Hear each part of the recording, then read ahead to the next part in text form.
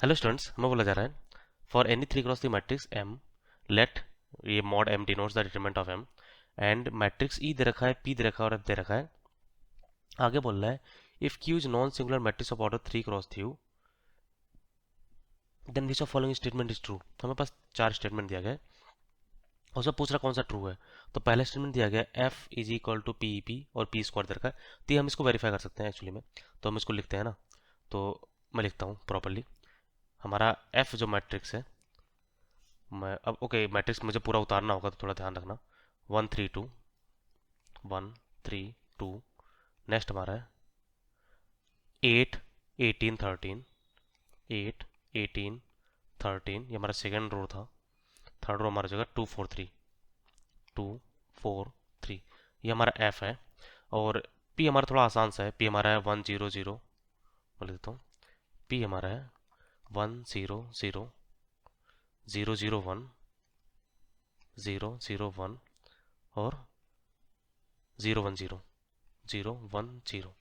तो एक्चुअली हमें P square पूछा हुआ है, तो पहले मैं पी स्क्वायर निकाल देता हूँ। यहाँ पर देखो ना, पी स्क्वायर तो मैं तो रखा है ये चीज़। पी स्क्वायर हमारा आइडेंटिटी मैट्रिक्स से बोल रहा है, तो मैं पी स्क्वायर तुरंत निकाल रहा हूँ। ये अगर पी है तो पी स्क्वायर हमारा बन जाएगा, इससे मल्टीप्लाई कर देंगे हमारा 1 0 0 0 0 1 0 जस्ट मल्टीप्लाई कर लो ताकि हम पी स्क्वायर वेरीफाई कर लें। तो मरेगा 1 × 1 मीन्स रो वर्सेस कॉलम होता है, ध्यान रहे रो वर्सेस कॉलम। तो 1 × 1 1 हो जाएगा, फिर बाकी 0 तो 1 हो गया। नेक्स्ट 1 × 0 0 हो गया, 0 × 0 वो भी 0 हो गया, 0 × 1 वो भी 0 हो गया। नेक्स्ट हमारा हो जाएगा 1 × 0 0 0 × 1 0 0 0, ठीक है ना। नेक्स्ट 0 × 0 0 0 × 1 0 हो जाएगा, 0 0 1 1 0 0 खत्म। नेक्स्ट 0 तो हो जाएगा 0 × 0 0 हो गया, 0 × 0 0 1 × 1 1 हो जाएगा, ठीक ना। नेक्स्ट हमारा 0 0 0, ठीक है। थर्ड रो पे आते हैं, तो 0 × 1 0 1 × 0 0 0 × 0 0 हो जाएगा, ठीक है ना। नेक्स्ट 0 × 0 0 हो गया, 1 × 0 वो भी 0 हो जाएगा, 0 × 1 वो भी 0 हो जाएगा। Next 0 × 0 plus 1 × 1 plus 0 × 0 1। तो मेरी आइडेंटिटी मैट्रिक्स है ना। तो ए पार्ट का हमें पी स्क्वायर हमने चेक कर लिया है, ए स्क्वायर हमारा, ये पी स्क्वायर हमारा करेक्ट है। नेक्स्ट आते हैं पी ई पी करना है, तो हमने पी लिख रहा था, मैं ई लिख देता हूँ। तो एफ हमें जो दिया गया है, एफ बोल रहा है ये पी ई पी है, तो मैं ई इंटू पी निकाल रहा हूँ। तो पी ऐसे पढ़ा रहने दो। ई हमारा मैट्रिक्स जो था, ई मैं लिख देता हूँ। ई हमारा 1 2 3 2 3 4 1 2 3 2 3 4। और नेक्स्ट हमारा है 8 13 18 8 13 18 8 13 18। और इसको पी से मल्टीप्लाई करना है। पी मैट्रिक्स हमारा है 1 0 0 0 0 1 सॉरी 0 1 0। तो इसको मल्टीप्लाई कर लो, बाद में पी से फिर से मल्टीप्लाई कर लेंगे। तो पी ये हमारा हो जाएगा 1 × 1 1 हो जाएगा, फिर बाकी 0 हो जाएंगे। तो 1 × 0 ये 0 हो जाएगा, ये 0 हो जाएगा। 3 × 1 ये तो हमारा 3 बन जाएगा। नेक्स्ट 1 × 0 ये 0 हो जाएगा, 2 × 1 ये 2 बन जाएगा। नेक्स्ट 2 × 1 2 हो जाएगा, बाकी सब 0 हो जाना है 2। नेक्स्ट हमारा ये 2 0 हो जाएगा, 3 वाला 0 हो जाएगा, 4 बच जाएगा यहाँ पर, ये 4 हो जाएगा। नेक्स्ट 2 0 हो जाएगा, 3 बच जाएगा यहाँ पर। नेक्स्ट ये 8 बच जाएगा और बाकी सब 0 हो जाएंगे, ये 8 आ गया यहाँ पर हमारा। 8 गया, 13 गया, ये 18 बच जाएगा यहाँ पर। उसके बाद 8 गया, 13 बच जाएगा और 18 0 हो जाएगा, तो 13 हो गया। तो अब फिर से अब पी लिख लेते हैं। तो पी बोलो तो 1 0 0। एक्चुअली ये मैट्रिक्स मल्टीप्लिकेशन है, तो तुम्हें ढंग से इसको मल्टीप्लाई करना है। जरा से भी गलती हुआ तो पूरा चौपट हो जाएगा। तो इसको ध्यान से बस केवल मल्टीप्लाई करना है। इसमें टाइम बस इतना ही है कि कितना फास्ट तुम मल्टीप्लाई कर सकते हो ना। तो वीडियो में बना रहा हूँ इसलिए थोड़ा सा स्पीड में स्लो रखा हूँ, नहीं तो पूरा गड़बड़ हो जाएगा। अब इसको मल्टीप्लाई कर लो, तो हो जाएगा 1 1 × 1 1 और बाकी सब 0 हो जाएंगे, तो 1 हो गया। तो 1 × 3 3 हो जाएगा, बाकी दोनों 0 है तो दोनों 0, ये खत्म हो जाएगा। फिर 1 × 2 और बाकी सब 0 हो जाएंगे, तो ये 2 हमारा बन जाएगा, ठीक ना। नेक्स्ट आते हैं, ये 2 0 हैं तो ये 2 0 खत्म हो जाएगा, बस 8 बच जाएगा यहाँ पर 8। नेक्स्ट हमारे 2 0 तो ये 2 0 तो हमारा यहाँ पर 18 बच जाएगा। नेक्स्ट हमारे दोनों 0 तो ये दोनों 0 तो 13 बच जाएगा। नेक्स्ट आते हैं तो 0 पहला और तीसरा 0 है तो 0 ये हमारा खत्म हो जाएगा, तो यहाँ पर 2 बच जाएगा। नेक्स्ट हमारा ये 4 बचेगा और नेक्स्ट हमारा यहाँ पर 3 बचेगा। तो ये हमारा RHS आ गया। और अगर तुम ध्यान दो एफ एफ को ध्यान से देखो, 1 3 2 इसका 1 3 2, 8 18 13 8 18 13 2 4 3 2 4 3, तो हमारा ये एफ एक्चुअली लिखा हुआ है। तो ये पी ई पी जो आ गया ये एफ के बराबर आ ही गया, तो हमारा ए पार्ट पूरा करेक्ट है, ठीक है ना। ये ए पार्ट पूरा करेक्ट है। अब आते हैं बी पार्ट पे। तब बी पार्ट क्या बोला गया, बी पार्ट हमें बोला गया E Q plus determinant of, बोला गया determinant of E Q plus plus P F Q inverse, P F Q inverse, इसका डिटरमिनेंट हमसे पूछ रहा है। और आर एच एस कुछ दिया हुआ है, तो पहले मैं एल एच एस निकालूंगा, उसके बाद पी एफ क्यू इनवर्स, ठीक है ना। तो हमने पी का वैल्यू भी निकाल लिया, जस्ट हमारे एफ का वैल्यू निकाल लिया, पी ई पी है हम यहाँ पे यूज़ करने वाले हैं। हमारे एफ जो है वो पी ई पी रख देंगे हम लोग, तो जगह E Q plus P P E P into Q inverse, है ना। उसके बाद यहाँ पर ध्यान दो, पी स्क्वायर हमने वन यूज़ कर लिया है, हमने पी स्क्वायर वन प्रूफ कर, आइडेंटिटी मैट्रिक्स प्रूफ किया, पी स्क्वायर हमारा आइडेंटिटी मैट्रिक्स, तो हमारा आइडेंटिटी मैट्रिक्स बन जाएगा, तो ये बन जाएगा E Q plus E P Q inverse, है ना। अब यहाँ से हम ई कॉमन ले सकते हैं, तो ई कॉमन ले लो, तो हमारा बन जाएगा Q plus P Q inverse, है ना। और हमें ये बात पता है, determinant of A into determinant of B, means formula मैं लिख देता हूँ, डिटरमिनेंट ऑफ ए भी हमारा होता है determinant of A into determinant of B, ये हमारा फॉर्मूला है। जैसे इसको मैं यहाँ पे यूज़ कर रहा हूँ, तो यहाँ पर बन जाएगा determinant of E into determinant of Q plus P Q inverse, है ना।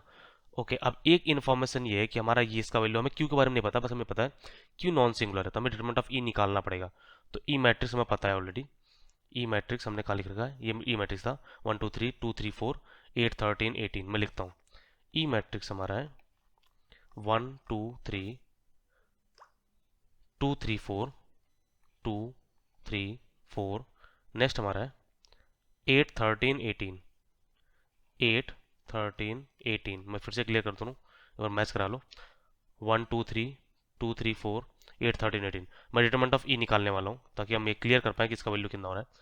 1 2 3 2 3 4 8 13, इसका वैल्यू सॉल्व करते हैं तो हमारे पास क्या आने वाला है, ध्यान से देखना।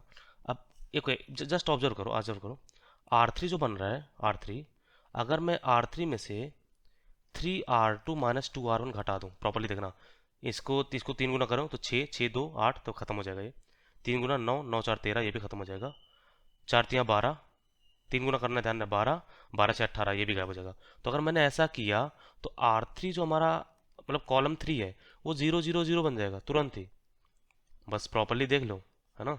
2 3 4, तो हमारा डिटरमिनेंट ऑफ ई 0 है, और डिटरमिनेंट ऑफ ई अगर 0 हुआ, यहाँ पर वैल्यू रखते ही हमारे पास ये जो हमारा है ये सीधा 0 बन जाएगा, मीन्स बी पार्ट का एल एच एस 0 हो जाएगा, ठीक ना, ध्यान रखिए, क्योंकि डिटरमिनेंट ऑफ ई 0 है। अब बी पार्ट के आर एच एस पे चलते हैं। आर एच एस क्या बोला गया, ई क्यू, ई क्यू हमारा ऑलरेडी पता है, ई, ओके लिखता हूँ, मैं लिखता हूँ तभी तुम समझ पाओगे, determinant of E Q plus determinant of क्या लिखा हुआ है, P F Q inverse, P F Q inverse, है ना।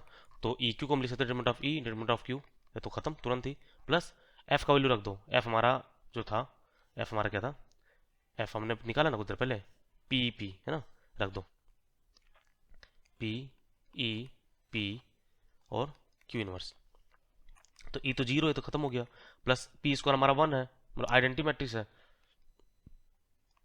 तो बन जाएगा ई पी क्यू इनवर्स। अब फिर से इसको ब्रेक कर दो, तो 0 plus determinant of E into determinant of P Q inverse, E फिर से 0 है, तो 0 प्लस 0 हमारा 0 हो जाएगा, तो यानी बी पार्ट का एल एच एस भी 0 और एच एस भी 0, तो हमारा वो ट्रू हो जाएगा, ठीक है ना, बी पार्ट भी ट्रू हो गया। सी पार्ट में आते हैं, सी पार्ट में क्या बोला गया है कि ई एफ क्यूब का determinant greater than E F square थे, तो गलत हो जाएगा, क्यों, क्योंकि हमारा डिटरमिनेंट ऑफ ई 0 है, तो 0 को मीन्स अगर तुम इसको ब्रेक करो, मीन्स मैं यहाँ पे लिख देता हूँ, हमारा जो लिखा गया है ई एफ क्यूब का डिटरमिनेंट, है ना, तो अगर ऑर्डर तुम, ओके ये बात ऑलरेडी पता है कि ए क्यूब हो या फिर ए क्यूब का डिटरमिनेंट तीनों सेम है, तो इसको लिख सकते हैं ई एफ का क्यूब, और इसको ब्रेक कर लिया तो हमारे ई का डिटरमिनेंट 0 है, तो सब कुछ खत्म हो जाएगा, तो दोनों 0 है, तो सी पार्ट गलत है ना, सी पार्ट हमारा गलत है। लास्ट पार्ट है, लास्ट पार्ट बोलेगा sum of diagonal entry of P inverse E P plus F is equal to, इसका जो हमारा ट्रेस है, सम ऑफ डायगोनल एलिमेंट मतलब ट्रेस, दोनों का ट्रेस बराबर है ऐसा बोल रहा है, तो मैं लिखता हूँ P inverse E P plus F, है ना, P inverse E P plus F, ये हमारा, ओके ये रहा ना, ठीक है। तो यहाँ पर हम इसको सिंप्लीफाई करेंगे, तो क्या क्या होने वाला है, एफ का वैल्यू हमें ऑलरेडी पता है, पी ई पी है, मैं रख देता हूँ, तो यहाँ पर बन जाएगा P inverse E P plus P E P, तो हम यहाँ पर ध्यान दो ई पी कॉमन ले सकते, तो हमारा बन जाएगा P inverse plus P into E P. Okay, अब पी इनवर्स कैसे निकालें, ओके, हमें ये भी पता है क्यों, क्यों हमें पी स्क्वायर आइडेंटिटी मैट्रिक्स आया है। पी स्क्वायर अगर आइडेंटिटी मैट्रिक्स तो हमें ये ऑलरेडी पता है P inverse is equal to P है, ठीक है ना। क्लियर, यहाँ पर रख दो। तो अगर हमारा पी है तो हमारे बन जाएगा ये टू पी ई पी, और पी ई पी हमने प्रूफ किया है एफ है, तो हमारे ये टू एफ आ गया। क्लियर है ना, हमने बस केवल इसको सिंप्लीफाई किया है, कुछ ज़्यादा किया नहीं, ध्यान दे लो, ठीक है ना। अब दूसरा चलते हैं, दूसरा क्या बोल रहा है, दूसरा हमें बोल रहा है ई plus P inverse F P, ई plus P inverse F P, value फिर से रखना स्टार्ट कर दो, तो हमारा हो जाएगा E plus P inverse F का वैल्यू हमारा था P E P into P, है ना। तो पी इनवर्स इंटू पी मिलकर आइडेंटिटी मैट्रिक्स बन जाएगा, तो हमारा बन जाएगा ये E plus E P square, ठीक है ना, ध्यान लो। पी इनवर्स इंटू पी हमारा आइडेंटिटी मैट्रिक्स हो जाना है, क्योंकि P square equal to identity matrix है ना, तो ये हमारा खत्म हो गया। पी स्क्वायर हमारा ये भी खत्म हो गया, ये टू ई आ गया, ठीक है। ओके, अब हमसे ट्रेस का पूछा था, ध्यान रहे, ट्रेस पूछा था ना, सम ऑफ कहाँ, सम ऑफ डायगोनल एलिमेंट। ओके, अब ई का देखना, ई का डायगोनल एलिमेंट का समेशन देखना, ये ऐड करो, जस्ट ऐड करो, टू से मल्टीप्लाई एकदम बाद में देख लेंगे, तो हो जाएगा ये चार, और चार अठारह बाईस हो गया। और एफ का ऐड करो, एफ का ऐड करो, अट्ठारह चार बाईस, इसका भी है। तो टू ई और टी एफ दोनों का डायगोनल एलिमेंट बस दो से मल्टीप्लाई हो जाएगा। तो डायगोनल एलिमेंट मीन्स हम ये लिख सकते हैं diagonal element of F is equal to diagonal element of E है। देख लो प्रॉपरली, प्रॉपर देख लो, 1 3 18 और 1 18 3 दोनों सेम है, तो दो मल्टीप्लाई करें तो भी सेम होने वाला है। तो हमारा लास्ट पार्ट भी क्या है, लास्ट पार्ट भी हमारा करेक्ट है, तो इसका हमारा आंसर ए बी और डी है। होप करो तुम्हें पूरा एक्सप्लेनेशन क्लियर है, वीडियो थोड़ा लंबा हो गया, थोड़ा ज़्यादा हो गया, लेकिन फिर भी thank you for the watching, have a good day.